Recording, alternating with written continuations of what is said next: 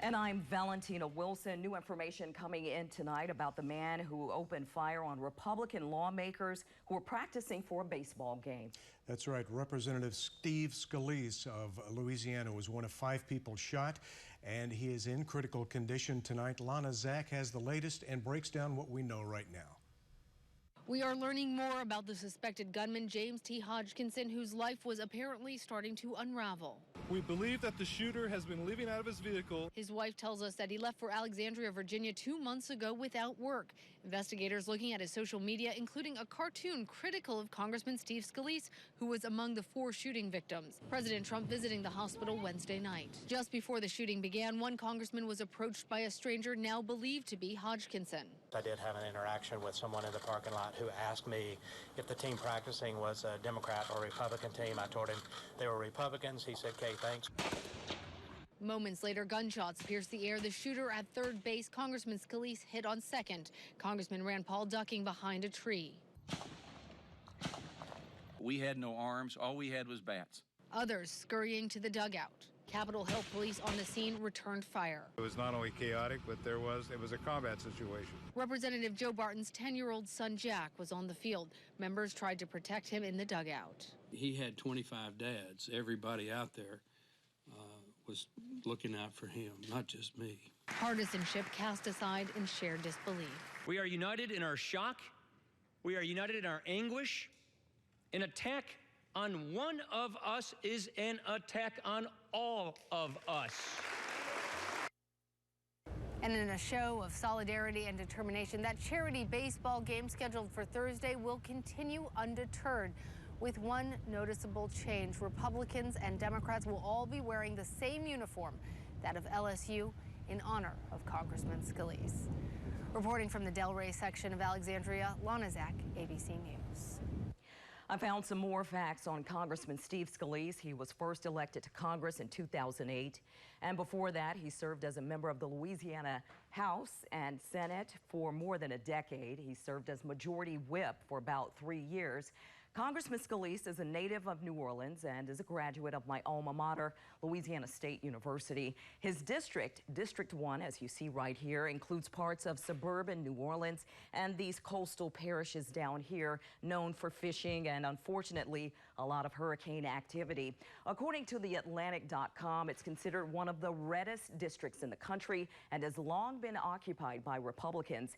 Congressman Scalise was reelected with 75% of the vote last November. Now, members of Congress, of course, have the offices in their districts, and since that gunfire in Alexandria, 2 Capitol Police officers are being hailed as heroes.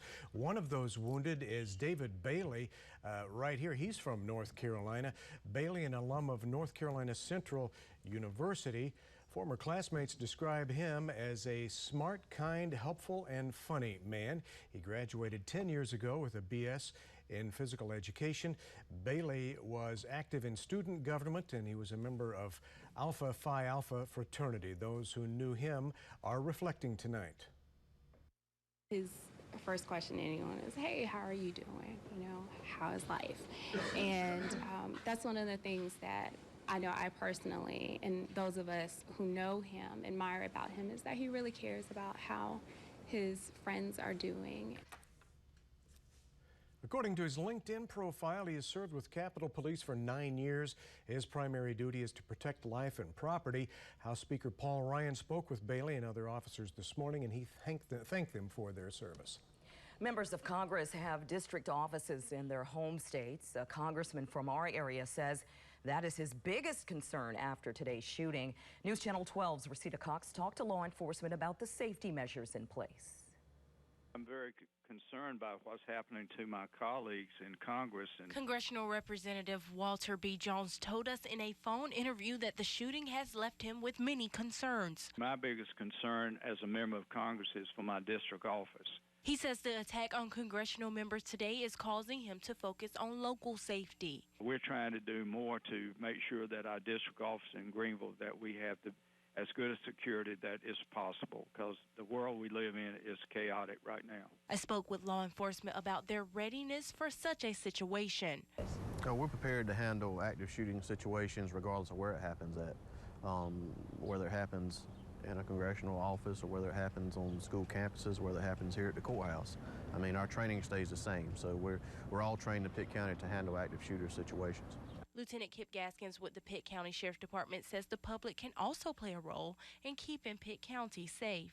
We just ask the public to, be alert and report suspicious activity, no matter how small they think it is. Let us investigate to find out, what the person's doing and why they're there, and maybe we can stop something from happening.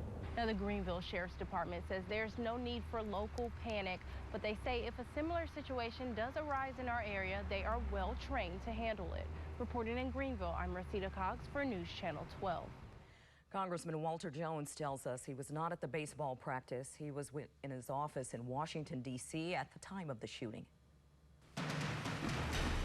I'm meteorologist Johnny Cox. Middle part of the week and still showers to the north that has actually been producing some lightning strikes out there. You can see those continuing now as we take a look right near Woodville back to Oak City, near Tarboro, and then as you make your way east, this one area is finally starting to diminish somewhat just south of Columbia toward Gum Neck. It was a larger area. It's actually starting to wind down a little bit. We did have quite a bit of lighter rain to the south, but you can see that now has, for the most part, diminished or dissipated, but we still have a few more showers we'll keep an eye on. Back to the west, overnight period, looks like those will start to wind down, though. I think by the time you head into work tomorrow morning, you're looking pretty good out there, and the hour by hour will take us from 72 at 5 o'clock up to about 79 at 9 o'clock tomorrow morning.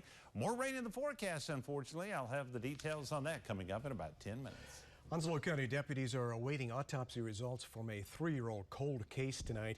Investigators found a body. Now 2 people are behind bars. Deputies arrested Early Eisner Sr. and charged him with 1 open count of murder. They also arrested Jacqueline Hasley and charged her with accessory. Jacksonville resident Arwayne Singal was reported missing by a family member. That was March 7th, 2014. And new evidence surfaced. Singal's body was found last Friday at a campground in Duplin County. On this very day, we had an autopsy.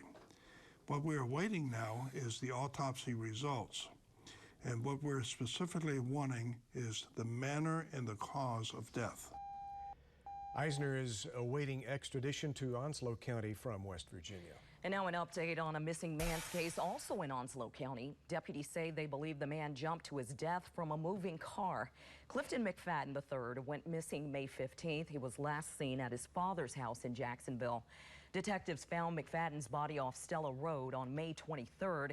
They say McFadden was riding in a car with 3 people on May 15th when he began to act erratically. The people inside the car also told detectives McFadden opened a passenger door and leapt from the vehicle. Detectives say McFadden had a history of mental illness. Greenville police hope you can help them identify suspects from 3 robbery cases. Those robberies happened at the 5 Points Food Mart, Dreams Tobacco Mart, and Sam's Jiffy Mart over the last 3 weeks. In each case, the suspect carried a handgun and got away with an undisclosed amount of cash. No one was hurt. Detectives have reason to believe the incidents are related, and you're asked to call Greenville police if you can identify those suspects. New at 11, a North Carolina man is recovering from severe burns tonight. Yellowstone National Park officials say he fell into a hot spring yesterday. The man is identified as Gervais Gattet of Raleigh. He was with 7 other people when he fell. Park officials say the incident is under investigation. It's the first serious injury in Yellowstone this year. Last June, a man died when he fell into a hot spring. A red light runner is blamed for injuring a 3-year-old girl. That toddler is still in critical condition at UNC Hospital, and check that out. Fayetteville police say 18-year-old Jazzmin Harold's car collided with 37-year-old Christopher Crowder's vehicle last night. And these are red light runners from all over going through that intersection in Fayetteville. The city released new red light camera video just today. Drivers say the camera program's intentions are good, but not good enough to stop red light runners. I'm an Uber driver, and I see it all the time. I never go into an intersection right away. I always wait. So, I hope it would deter people, but I don't really think it does, because I don't think they really know what intersections are being monitored. Well, nearly 1,500 tickets are issued each month, according to city officials in Fayetteville. If you drive slowly in the left lane, beware. If you're driving a car and another car approaches you from behind, guess what? You need to move over into the right lane. That's if you're already in the left. Move over is the new rule in North Carolina. There's a bill passing through the legislature right now, trying to get information out to people that you could be in trouble. If you don't move over, then you could face some fines of up to $200. Now, the bill is advancing through the State House right now. A Judiciary Committee passed the bill that would make it illegal for someone to block the steady flow of traffic by cruising in the passing lane. Bill sponsors call it a public safety issue.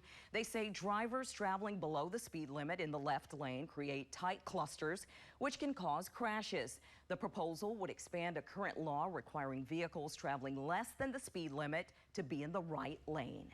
The city of Greenville has a new city manager coming on board. Ann Wall, she'll begin her new position August 1st. She's currently assistant city manager for the city of Charlotte. She held that position for 3 years. And while in Charlotte, Ann Wall managed the fire, police, housing, and neighborhood services departments. Current city manager Barbara Lipscomb is retiring August 31st after 5 years with the city of Greenville. Well, you can get ready to have a new place to go grocery shopping come tomorrow. Yeah, Lidl's first North Carolina stores open tomorrow, and we have 2 right here in eastern North Carolina. Those stores open in Kinston and Greenville tomorrow morning. Ribbon cuttings at 7:40 a.m. Better be there early. The first 100 customers to arrive at each store will receive a wooden coin, good for a chance to win a gift of up to $100 in Lidl gift cards. Lidl operates more than 10,000 stores in 27 countries throughout Europe, offering produce, meat, bakery items, and household products. Some fishermen took a break for day 3 of the Big Rock Blue Marlin tournament. About 100 of the 177 boats were docked today. Some fishermen took a lay day, and that's when they have to take a break, as boats are only allowed to fish for 4 of the 6 days of the tournament. Some crew members spent the day cleaning their boats. It's a very expensive event for the individual fishing teams. I wouldn't want to know that, because I've been fortunate enough that other people's paid the entry fee, but it's like going to Vegas. You don't figure out what you charge. You just keep up with what you won. It was another quiet day out on the water. No boats brought back any blue marlin today. Here's a look at the current leaderboard. First place, well, it's just like it was Monday, the crew of the runoff there. Second place goes to Welder's Ark, and third place, well, it's the crew of Whitecaps. We're going to bring you updates again tomorrow, hopefully with some big blue brought to shore. I guess you just keep track of what you won until you don't win anymore, and then you keep track of what you lose or something like that. Sounds like a plan. Guys in Vegas, you know how to do that. Video captures a dramatic moment right here. Stick around to see the rest of this and learn what happened out to sea. And 12 people killed in an apartment fire, more than 70 others hurt. Hear the chilling details from witnesses. If you're headed to the beach tomorrow, looks like about 83 to 86 degrees, partly cloudy, warm and humid. The rip threat, moderate again tomorrow. Be on the alert for the danger of that if you're headed out to the beach over the next couple of days. I'll show you what to expect weather-wise for the rest of the week of the weekend coming up.